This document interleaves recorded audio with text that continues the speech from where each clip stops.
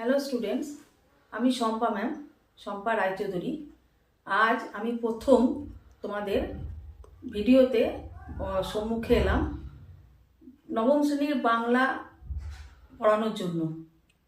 তো আমি আজকে তোমাদের পশ্চিমবঙ্গ মধ্যশিক্ষা পর্ষদ অনুমোদিত নবম শ্রেণীর বাংলা পাঠ্য বই থেকে তোমাদের সিলেবাসের অন্তর্ভুক্ত যে গল্প, কবিতা, নাটক আছে তার প্রথম কবিতা কলিঙ্গ দেশের ঝড় বৃষ্টি নিয়ে আলোচনা করব। কলিঙ্গ দেশের ঝড় বৃষ্টি কবিতাটির প্রত্যেকটা লাইনের অর্থ, প্রতিটা শব্দের মানে এবং তোমাদের সেই কবিতা থেকে যে প্রশ্নগুলো আসবে, ছোট প্রশ্ন, বড় প্রশ্ন, সেসবগুলো নিয়েও আমি আলোচনা করব। তাহলে প্রথমেই তোমাদের কবিতা শুরু করার আগে আমি তোমাদের কবিতা যে পূর্বসূত্র বা তার লেখক পরিচিতি, বা তোমাদের কিছুটা আমি বাংলা সাহিত্যের যুগ সম্বন্ধে একটু আলোচনা করে দেবো। তারপর আমি তোমাদের কবিতার দিকে এগিয়ে যাব, তখন আমি তোমাদের পুরো কবিতাটা সম্বন্ধে বোঝাবো। তাহলে আমি চলো আজকে বলি, প্রথম শুরু করছি মানে বাংলা সাহিত্যের যে আমাদের তিনটে যুগ আছে, সেই তিনটে যুগ সম্বন্ধে তোমাদের কিছুটা আমি আলোচনা করে দিচ্ছি।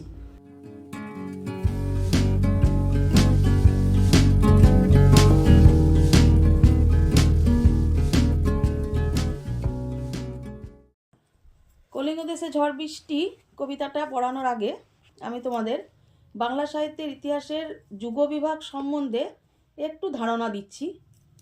বাংলা সাহিত্যের যুগবিভাগকে তিনটে যুগে ভাগ করা যায়। দেখো, মধ্যযুগ আর আধুনিক যুগ। আদি যুগ হচ্ছে 900 খ্রিস্টাব্দ থেকে 1200 খ্রিস্টাব্দ পর্যন্ত। তারপর 1200 থেকে যে 1350 খ্রিস্টাব্দ পর্যন্ত যে 150 বছর আছে, সেই 150 বছরকে অন্ধকারময় যুগ বলা হয়। কেন বলা হয় অন্ধকারময় যুগ? দেখো, এই 150 বছরে কোনো রকম কোনো সাহিত্যের নিদর্শন পাওয়া যায় না, তাই এই 150 বছরকে অন্ধকারময় যুগ বলা হয়। যদিও সেই সময়ে তিনটে গ্রন্থ পাওয়া যায়, যেমন প্রাকৃত পৈঙ্গল, একটা প্রাকৃত ভাষায় লেখা, শূন্য পুরাণ সংস্কৃত ভাষায় লেখা, এবং শেখ শুভোদয়া প্রাচীন বাংলা ভাষায় লেখা। এই তিনটে নামে তিনটে গ্রন্থের নিদর্শন পাওয়া যায়। কিন্তু এই সময়ের কাব্য বা কবিতাগুলো মানুষ মুখে মুখেই চর্চা করত, সেগুলো লিপিবদ্ধ করা হয়নি, তাই এগুলি মানুষের স্মৃতি থেকে হারিয়ে গেছে। এই সময়কে ওই জন্য অন্ধকারময় যুগ বলা হয়। তারপর 1351 থেকে 1800 খ্রিস্টাব্দ পর্যন্ত হচ্ছে মধ্যযুগ, এবং 1801 পর আজ পর্যন্ত মানে বর্তমান সময় পর্যন্ত হচ্ছে আধুনিক যুগ। এবার আমি তোমাদের বলছি যে আদি যুগের মানে নিদর্শন, প্রাচীনতম বাংলা ভাষার নিদর্শন হচ্ছে চর্যাপদ। চর্যাপদ সম্বন্ধে তোমাদের জাস্ট একটু আমি বলে দিই। চর্যাপদ হচ্ছে তোমাদের কতগুলো পদের সংকলন, মানে পদ বা গানের সংকলন। কারণ চর্যাপদের কবিতাটা পাঠ হতো না, কবিতাগুলোকে গানের মাধ্যমেই ব্যক্ত হতো, তাই পদগুলোকে সংকলন বলা হতো। এই চর্যাপদ 10ম থেকে দ্বাদশ শতাব্দীতে রচিত। 1907 সালে এর আবিষ্কার করা হয়।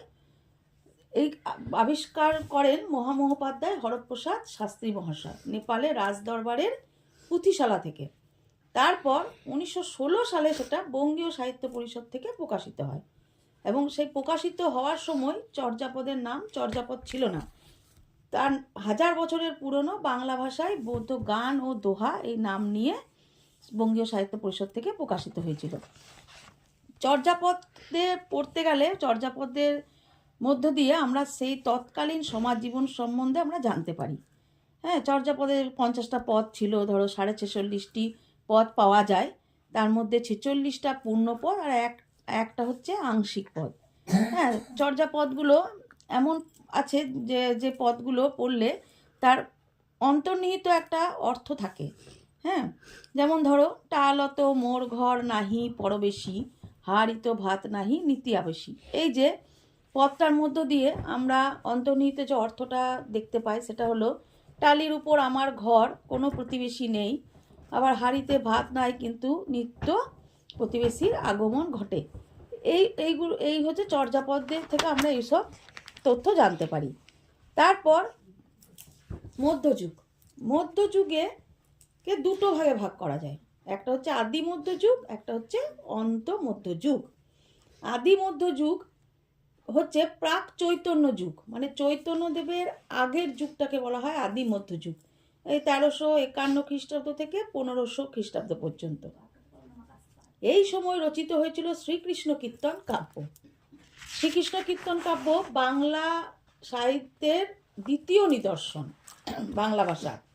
শ্রীকৃষ্ণ কীর্তন কাব্য আবিষ্কার হয়েছিল 1909 সালে। বসন্তরঞ্জন রায় বিদ্যুৎ বল্লভ মহাশয় আবিষ্কার করেছিলেন। তিনি বাঁকুড়া জেলার কাকিল্লা গ্রামের একজনের বাড়ি দেবেন্দ্রনাথ মুখোপাধ্যায়ের গোয়াল ঘরের মাচা থেকে। এই শ্রীকৃষ্ণ কীর্তন কাব্য 1916 সালে প্রকাশিত হয়েছিল, একই ওই বঙ্গীয় সাহিত্য পরিষদ থেকে।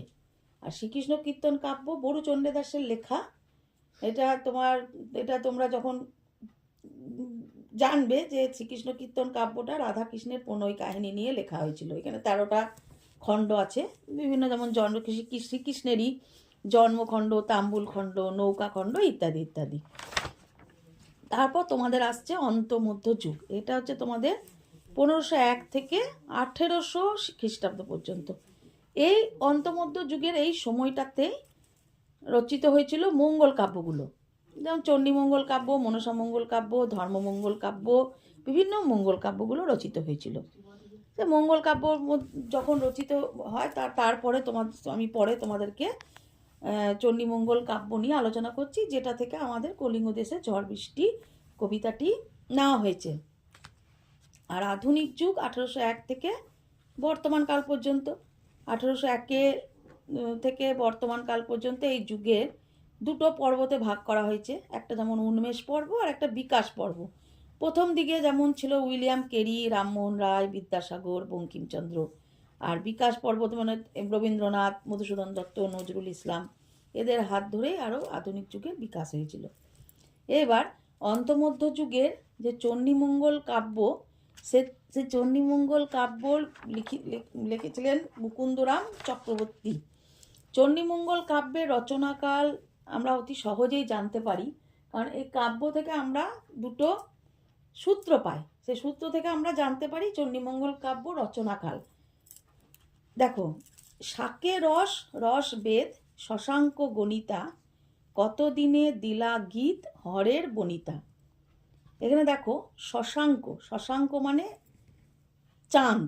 তাহলে আমরা জানি একের চন্দ্র, তাহলে একটা চাঁদ, তাহলে শশাঙ্ক হচ্ছে এক। বেদ, বেদ হচ্ছে 4টে, ঋক সাম যজু অথর্ব, তাই বেদ হলো 4। রস, রস হচ্ছে 9টা, শৃঙ্গার রস, বীর রস, করুণ রস, হাস্যরস, অদ্ভুত রস, ভয়ানক রস, বিভৎস রস, রৌদ্র রস আর শান্ত রস। আর তার আগেও আছে রস, তাহলে এটাও 9টা। আর শাকে, শাকে মানে হচ্ছে শকাব্দ। আমরা এই যে 9-9-4-1 এইটাকে আমরা ঊর্ধ্ব ক্রমানুসারে সাজিয়ে আমাদের হলো 1499 শকাব্দ।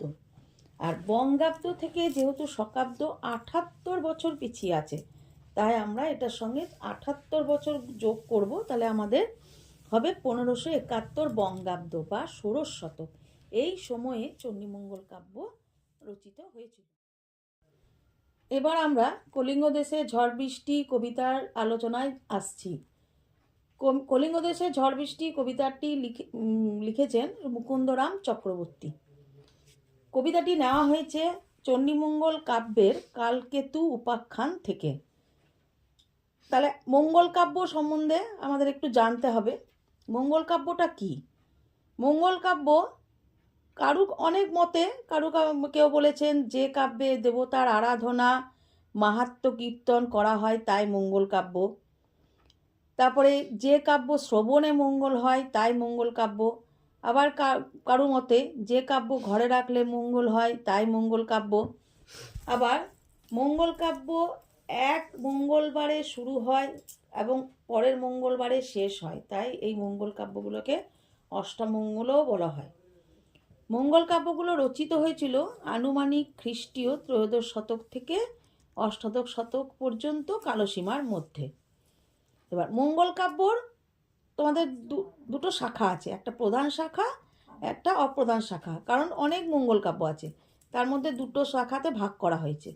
প্রধান শাখাগুলোর মধ্যে তোমরা পাবে মনসামঙ্গল কাব্য, চণ্ডীমঙ্গল কাব্য, অন্নদামঙ্গল কাব্য, ধর্মমঙ্গল কাব্য। আর অপ্রধান শাখাতে পাবে শিবমঙ্গল কাব্য, কালিকা মঙ্গল, শীতলা মঙ্গল, রাধিকা মঙ্গল, গঙ্গা মঙ্গল ইত্যাদি মঙ্গল কাব্যগুলো। চণ্ডীমঙ্গল কাব্যের এই যে আখেটিক খণ্ডের অন্তর্গত কলিঙ্গ দেশে ঝড় বৃষ্টি আরম্ভ অংশটি বিচ্ছিন্নভাবে পাঠ্যাংশের অন্তর্ভুক্ত হওয়ার কারণে তোমাদের পর্ষদ কর্তৃক আরম্ভ শব্দটি সংকলনে বর্জিত হয়েছে, তাই কবিতাটির নাম দেওয়া হয়েছে কলিঙ্গ দেশে ঝড় বৃষ্টি। এবার আমরা কবিতাটার প্রথমে মুকুন্দরাম চক্রবর্তীর কবি পরিচয় একটু বলবো, তারপর আমরা কবিতার মধ্যে চলে যাব। চণ্ডীমঙ্গল কাব্যে কবি মুকুন্দ দুটি পর্যায়ে তার আত্মপরিচয় জ্ঞাপন করেছেন। প্রথমটিতে আছে তার বংশ পরিচয়, আর দ্বিতীয়টিতে আছে গ্রন্থ রচনার ইতিবৃত্ত। আত্মপরিচয়ে তার পূর্বপুরুষরা বর্ধমানের রত্না নদীর তীরবর্তী দামিন্না গ্রামে বাস করতেন। কবির পিতা হৃদয় মিশ্র, মাতা দৈবকী, আর জ্যেষ্ঠ ভ্রাতা হলেন কবিচন্দ্র। তিনি তার কাব্যে সন্তানদেরও নাম উল্লেখ করেছেন।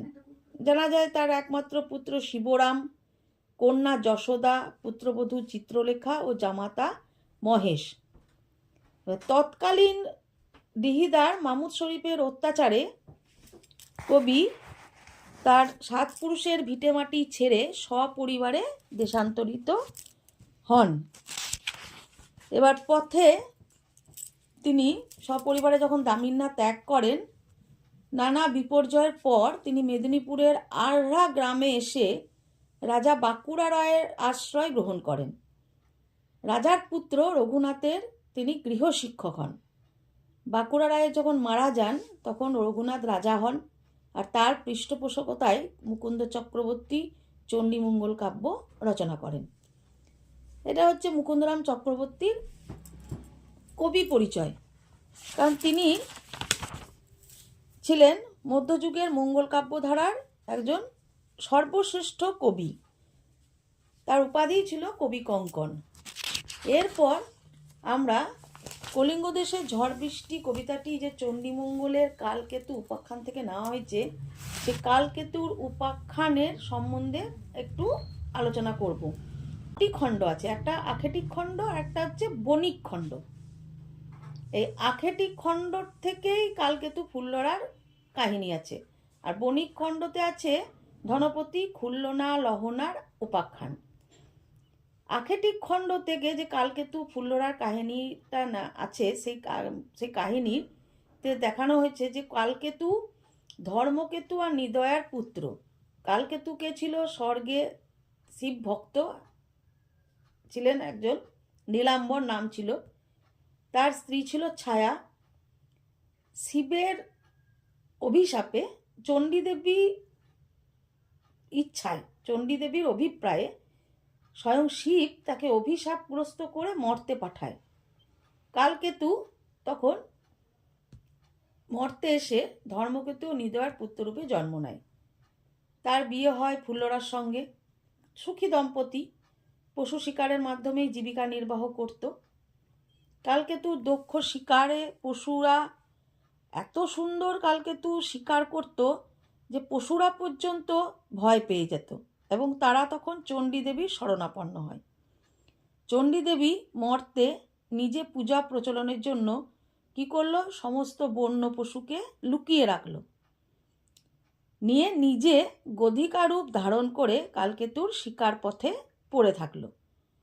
তখন এবার সারাদিন কালকেতু ধরো পশু শিকার করতে গেছে, সারা দিনে একটা পশু শিকার করতে পারেনি, দেখতেই পায়নি তো, কারণ সব পশু তো লুকিয়ে আছে। পশু শিকারে ব্যর্থ হয়ে কালকেতু যখন বাড়ি ফিরছে তখন তিনি ওই গধিকাকে দেখতে পায় এবং গধিকাকেই সংগ্রহ করে ঘরে ফেরে। বিশেষ মুহূর্তে দেখা যায় চণ্ডী দেবী নিজের রূপ আত্মপ্রকাশ করে, কারণ গতিকা তো দেবী চণ্ডী। উদ্দেশ্য তার কী ছিল? যে কালকেতুর দ্বারা নিজের পুজো প্রচলন করা। যাই হোক, কোনোভাবে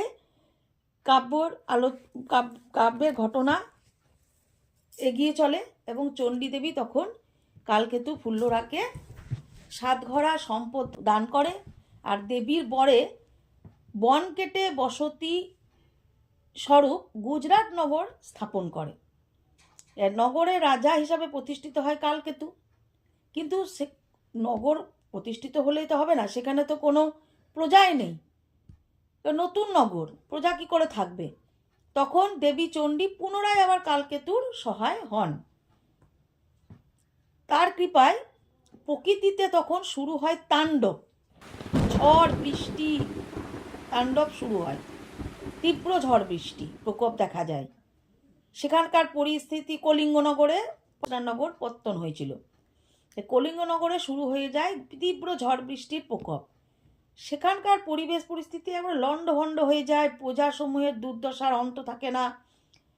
চণ্ডী দেবীর নির্দেশে ইন্দ্রের সাহায্যে সমুদ্র নদীতে তুফান আসে, মেঘ বাজ পবন কলিঙ্গ দেশে এমন ভয়াবহ পরিস্থিতির সৃষ্টি করে যে ওই দুর্যোগ আর বন্যা বিধ্বস্ত প্রজারা কলিঙ্গ দেশ ত্যাগ করে আশ্রয় নিতে বাধ্য হয় গুজরাট নগরে। এই পর্যন্ত এই যে গুজরাট নগরে আশ্রয় নিতে বাধ্য হয়, এই যে কলিঙ্গ দেশে যে ঝড় বৃষ্টি প্রকোপ দেখা যায়, এই ঝড় বৃষ্টিটাই তোমার কলিঙ্গ দেশের ঝড় বৃষ্টি কবিতায় ফুটে উঠেছে। কলিঙ্গ দেশের ঝড় বৃষ্টি কবিতাটা নিয়ে আলোচনা করব।